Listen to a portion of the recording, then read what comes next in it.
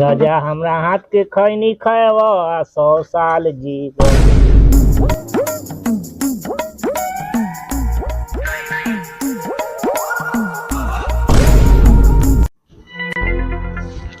सरहू काम धाम छोड़ के नया नया पेन के बाप से गान मारावे। बाप से गान मारावे त न, लेकिन तू कहे त बाप के गान मार ले। सरहू बाप के गान मारे, मार के थोबड़ा बिगाड़ देबू। सरहू नया नया कपड़ा पहन के कहाँ जात बारे? बियाह करेला कहिला त गान में कीड़ा काटेला। नया कपड़ा नहीं पहने, लड़की नहीं पटे, ररुए रह जाए। सरहू कमाए ला कहले त गार फटे, बियाह कर दू। तू बियाह नहीं कराएगा? न तो तू बियाह नहीं कराएगा? न हम लास्ट बार कहिला बियाह नहीं कराएगा? न रे सरहू न। ना बाबू बियाह करा देना बाबू, बियाह।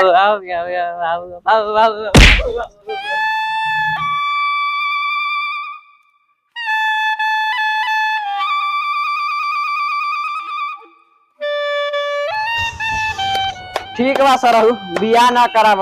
बिहान केकरो लेके भाग जाए ना, जब गांव वाला गान में बात करी तब बुझाई।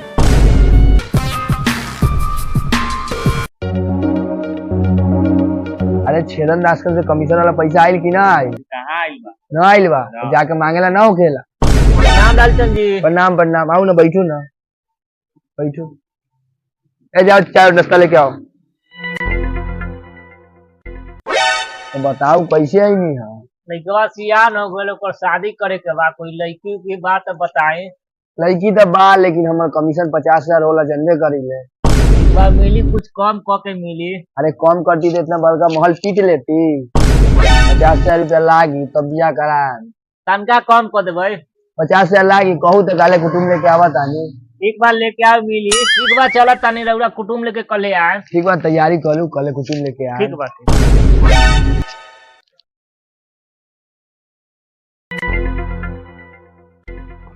कुर्सी लगा लगा लगा जल्दी। अली अली बिछाओ, कुटुम्ब अब हो ना तो साले से कि कुटुम्ब भागे तो गार फाड़। अच्छा ननु भागे सबर का कैमरे कैसा हूं लगन उतार देम।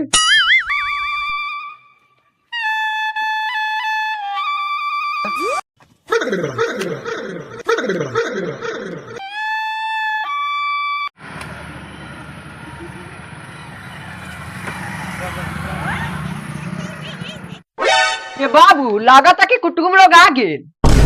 जो चाय पानी की व्यवस्था कर। आप बढ़िया से तनका चाय पत्ती हल्दी मिर्चा धनिया डाल के।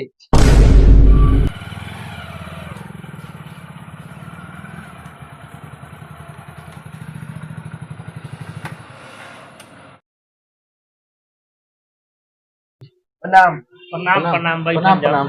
बैठो बैठो। ई बताई अपने सके आवे में कोई दिक्कत न होल बा? ए दिक्कत के बात नहीं है, गरम तक ठीक बा, काहे कि निहुरते डांड में दर्द उखड़ के।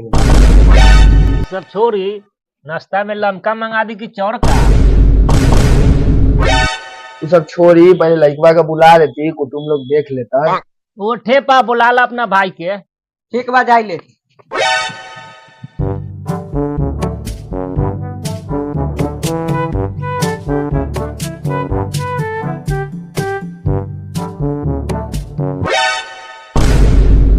भैया जेठा कथी थपले वाला मुंह में गोबर के चोटा, चलो जल्दी बाहर न तो भागे सार लपेटा। थप्पा थप्पा मारा जल्दी जल्दी चल। सभी लोगन के प्रणाम। ए भाई वो पैसा जल्दी।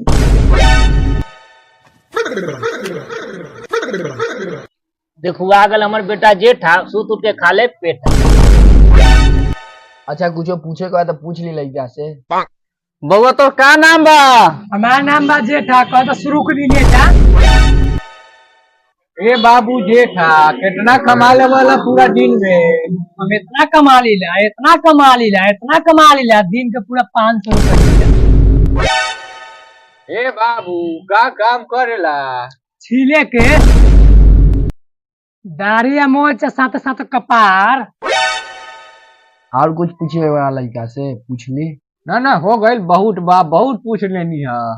जा जा बउआ घरे जा। चलो भैया जल्दी।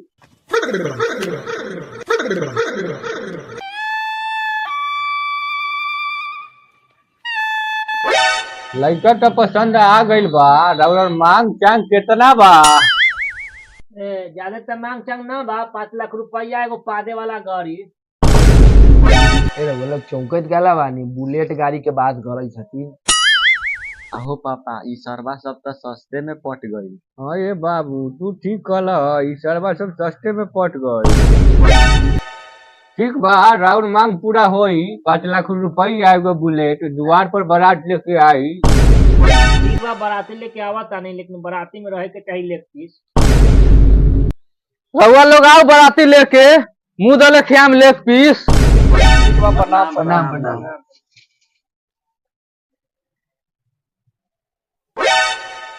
अच्छा बियाह तो तय होइए गेल बा, 5 लाख में से 50,000 द्वार पे बैठा दे, तब बुझ ले का होई। ठीक बा, पहुंच जाए। चला तनी ठीक बा, बारात के दिन आए। ठीक ठीक।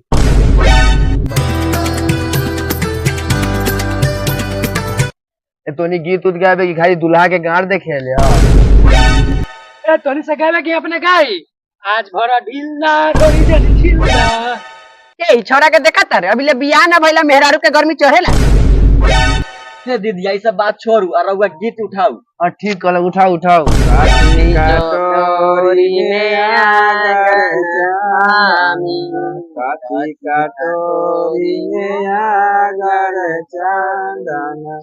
कथी कटोरी करुआ तेल पटन लागिला हे। तू का बोले तरी हम देवर में है, मजाक ना करी का। अब ये ना लेवे लागू। ये चुमाओ शुरू करू। कथी कटोरी रंडी छेद पटन लागिला हे। ए देवरानी जी लगाओ ना टाइट से हाली हाली देव बजर करू तब ना जाई। अभी नया नया मेहर आई, लगाओ। ये बोलू ना कुछ बड़की देवा। उठाओ कोई देवरा के देहे बारा मोटे पटाना लागिला हे। ई जाई हन तोरी हन ओते पलंग मारा बीजोर पटाना लागिला। छिनरी ठीक से लगाऊ ना, लगाओ तबानी। काठी कटोरी में करुआ तेल माने, घाटो कटोरी देहवा मोट पातर देवरा छोट लागेला। अरे बाप रे देवर है तो हे भगवान नजर उजर ना लगाइए हमर चांद जैसन देवर के। भौजी दीदी ई देवरा कितना छिनार बा। जाए तो खूब न पलंग तोड़ी लगन लगाई मेहरारू से लगवाइया।